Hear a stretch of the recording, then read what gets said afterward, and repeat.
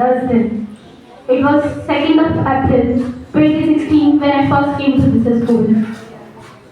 And today, it is 12th of March 2025 and we have to go. कहने के लिए तो बहुत कुछ है, इतनी सारी बातें हैं कि शायद एक दिन पूरा लगा दूं फिर भी नहीं बता पाऊंगी.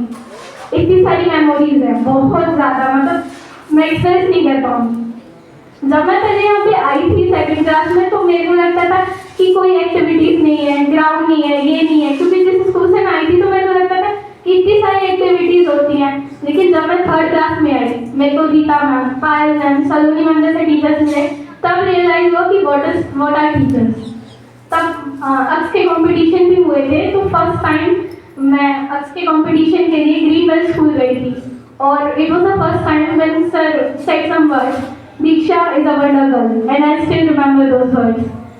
तब से लेके अब तक सर के बीच में और मेरे बीच में जो बॉन्ड शेयर किया है हमने, वो इनएक्सप्रेसिबल है, मैं एक्सप्रेस नहीं कर पाऊंगी. क्लास 4 जब अक्स के कंपटीशन में और भी हमने पार्टिसिपेट किया, क्विज़ेस में पार्टिसिपेट किया, 5th क्लास में भी. और एक दिन मेरे को बहुत डर लग रहा था, मतलब इसी स्कूल में मेरे को फर्स्ट टाइम माइक हाथ में मिली थी. तो कमाक्षी दीदी थी जिन्होंने मेरे को एक पोम प्रिपेयर करवाई थी, सर ने बोला था. तो मैं सर से इतनी डरी हुई थी कि मैं एक्सप्रेस नहीं करवा रही थी, तो सर ने मेरे को फिर भी इतना अप्रिशिएट किया.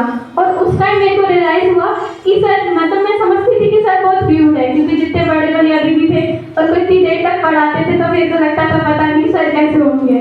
लेकिन जब सर ने इतने अच्छे से मेरे को अप्रिशिएट किया तब रियलाइज़ हुआ कि हाँ सर कैसे हैं.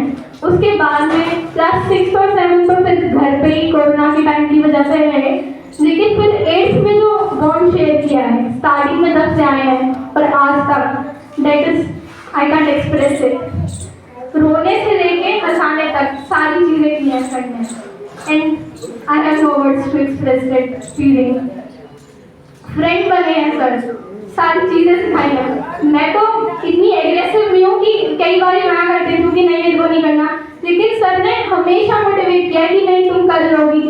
और जब मैं खुद को अपने आप को गलत प्रूफ करती थी कि नहीं मैं नहीं कर सकती, तब सर ही थे जिन्होंने मेरे को बताया कि नहीं तुम कर सकती हो, you can do it. I found myself, I realise who am I, and that's the biggest thing. शाम के 6 बजे तक हर एनुअल फंक्शन पे रुकी हूँ मैं 8 से लेके, और जिस तरीके से मैम हमारी केयर करती है, इस बार भी एनुअल फंक्शन के टाइम पे मेरे को याद है हम सब यहाँ बैठे हुए थे और मैम बिल्कुल इतने अच्छे से ट्रीट करती है कि जैसे कोई फैमिली मेम्बर हो. उस टाइम मैं डायरी लिखती हूँ तो मैंने उसमें ये भी चीज़ लिखी थी कि किस तरीके से सर थे हमारे साथ में, और सर ऐसे इतने अच्छे से मतलब बिहेव कर रहे थे कि जैसे सर बड़े भाई बहन हो और हम छोटे हों, और साथ बड़े हो पेरेंट्स की तरह ट्रीट कर रहे थे. बिल्कुल लग ही नहीं रहा था कि हम स्कूल में एक फैमिली की तरह जैसा फील हो रहा था. और जैसा मैंने बोला, कहने के लिए तो बहुत सारी चीज़ें हैं, मैं इतना कुछ सोच के आई थी कि ये भी बताऊंगी वो भी बताऊंगी, लेकिन अब टाइम इतना नहीं है तो शायद कभी और. बट आई विल से कि मैं हमेशा हमेशा इस फैमिली का पार्ट रहूँगी. ये मेरा बेस है यहाँ से, क्योंकि मेरे को खुद नहीं पता थी कि मैं बोल भी सकती हूँ कि सारे लोग.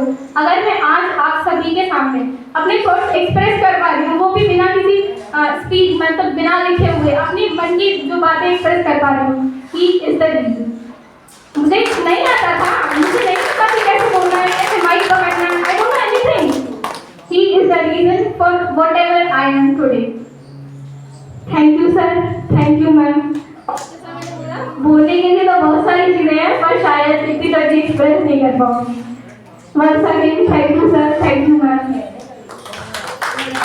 Thank you.